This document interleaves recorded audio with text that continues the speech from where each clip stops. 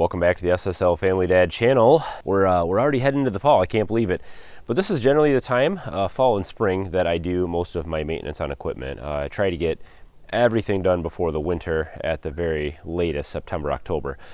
Because I don't like sitting outside in the cold. Nobody likes dealing with wet and mud and all that stuff that comes along with the fall and the spring.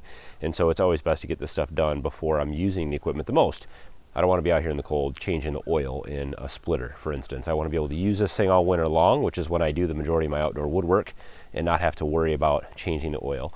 Same thing for tractors, and same thing for cars, rototillers, like all that stuff. I like to deal with that when the weather's nice. So a couple little things I have found over the years to help me out with kind of the small engine type stuff. So this is a County Line 35-ton splitter. With the Kohler engine, I've had this for many years now. It has been used and used and used, and I would even say abused. And this thing has been a great splitter. But it's been running well because I change the oil often. Generally, I do once a year. So like I said, either the spring or the fall that I like to get out here and do this. So these types of engines, this, my rototiller, golf carts, little four-wheelers, all kinds of stuff like that, they're generally low to the ground. And so this is a really nice little drain pan or oil drain catch. So this is Blitz. Blitz makes some of the gas spouts and gas cans and other products like that. This one, actually, I did not buy. I actually found this here when I bought this house. This was in the garage in a cupboard, and this thing works great. So it has a big, large drain area, so you can catch, pretty much anything. It's got a little screen, just so if you drop your oil plug when you're unscrewing it, which happens 90% of the time, it doesn't fall in the oil. You got to fish around there. And then it just has a drain at the end that you can use to dump this out and take it up for recycling or deal with used oil, however you use it. A lot of times I'll save this and use it for various things. Sometimes I'll pour it right back into containers, larger containers, and save it for various things around the house. Oil makes a great stain for untreated wood and lots of other uses. I actually did a whole video on uses for used motor oil. So we catch the old oil with that. And another thing that I have actually found fairly handy is, I thought this was kind of a gimmicky thing. I bought one years ago. It's a multi, I don't know what you call it, a variable use socket wrench, or socket. This goes from 7mm up to 19mm, and so as you fit a nut in here, it actually presses down the pins and shapes to whatever size nut you have. So I try to stay in focus here. This isn't gonna, I'm not gonna wrench on real big stuff with this because I have a feeling it could break these pins in here, but this thing has held up pretty well.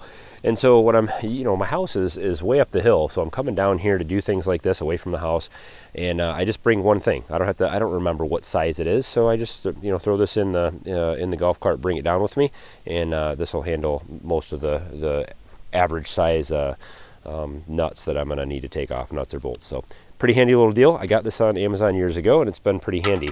I'm actually not checking the hydraulic fluid in this today. This is something that I will actually do another time. I don't actually have any for it anyway, so I will get that. Usually I try to find sales on this kinds of stuff, and that's another tip, is with your oil, have some on hand. When you have time to do something like this, it's not always something that you plan out your whole day around changing the oil in this. I'm just coming out here to split, and I'm like, you know what, I need to change oil. It's fall time. So I had some oil that I bought on sale. Whenever I'm at the auto parts place, whenever I'm at the farm store, even the dollar store, I'll grab some 30-weight motor oil. This is great for just about all the small engine stuff that I do, or I'll grab 10W30 sometimes also. Either one of those will work just fine for these small engines, but generally they recommend 30 weight. So that's what I have on hand. If I see this stuff on sale somewhere, sometimes there's a coupon, sometimes there's buy one get one half off, something like that. I'll buy a bunch of them. So another item that is super handy to have, and really a must-have if you have equipment, is a grease gun. This is a Lucas one. This has been another product I've had for quite a long time. It's been used and abused, and it's worked really well. So I especially like this one with the flexible tube here, the applicator, the straw, whatever you want to call that. This is great for anything. Some of them come with a very rigid straw on the front or applicator, and so this is just what I prefer. Lucas brand grease gun is handy to have. Now this doesn't actually have a lot of grease fittings on it. The only grease fitting that I have is on the jack, which I actually broke. And I've actually missed this several years greasing this, and so this thing actually seized up, which is unfortunate because I tried to move it today and broke the gear in the top. So now it doesn't work. And that was purely my fault because I have not taken care of that. So I have a newer system I've been using that's working really good. I'll talk to you about at the end of the video here that helps me keep track of this stuff better. The last little trick that I have is these. These are 3D printed. So I used the longer LK5 3D printer that we got earlier this year, and I printed out a couple of these different spouts. They fit on your normal 1 quart size oil cans. I've got a one with a slight bend to it here, and I've got one that's just a straight straw. I mean, this is almost a necessity to get into the very hard to reach oil spots on engines like these. So this engine, the actual oil fill is way under here. So you can try to get your cord over here and pour it on the side. You're going to spill half of it on the ground. So having one of these little guys is pretty awesome. So you might not be able to 3D print these if you don't have a 3D printer. Well, if you don't have a 3D printer, you should probably pick one up this year. Maybe a good Christmas present. I'll put a link in the description of the one that we have. But you can also buy these on Amazon. So you can just grab a couple. I'll put a link to these as well.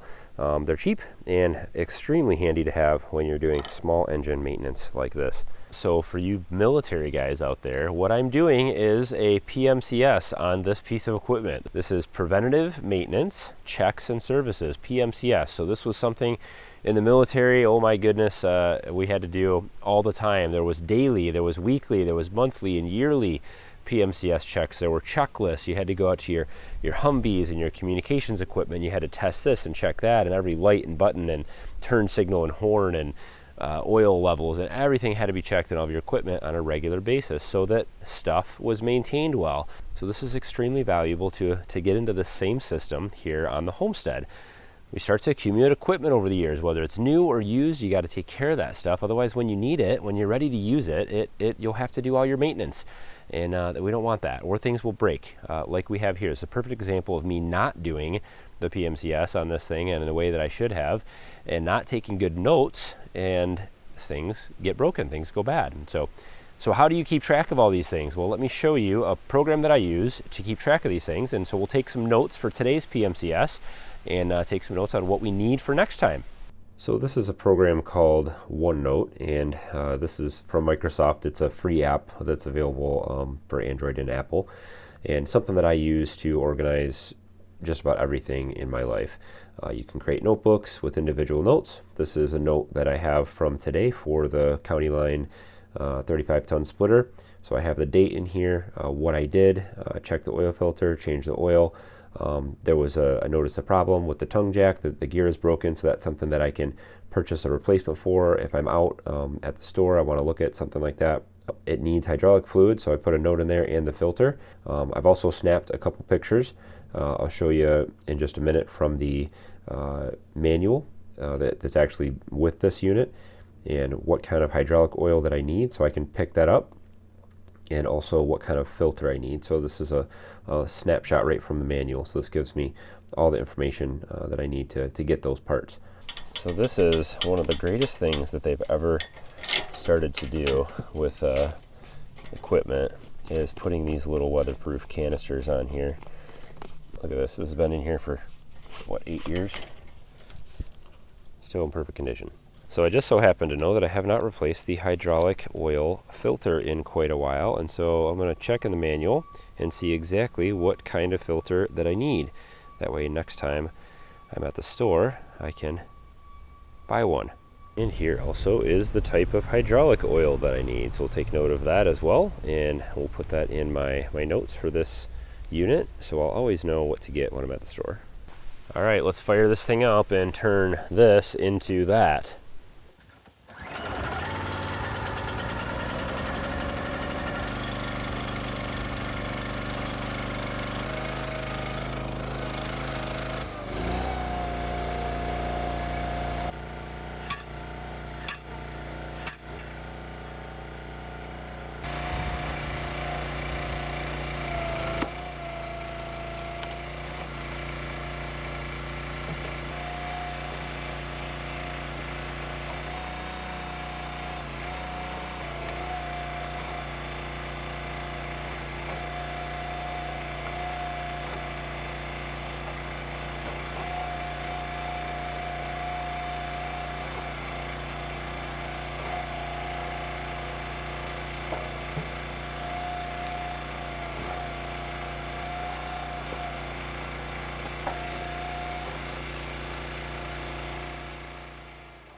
Well, our splitter is now ready for the winter or fall and winter season, I guess. Be lots and lots and lots of splitting to do over those months. It's my favorite time to get out and split wood. So hopefully you guys enjoyed a quick video, a couple tips and tricks on how to maintain equipment, just some little things that I use and have found to be handy over the years.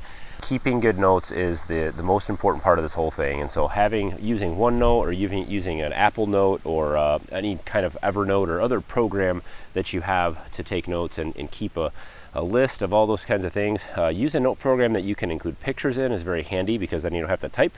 You can just snap pictures of things. And if you're old school, keep an actual notebook and write things down. That's handy too. So don't forget to hit thumbs up on today's video. Thanks for tagging along today, and as always guys, thanks for watching. Have a good one.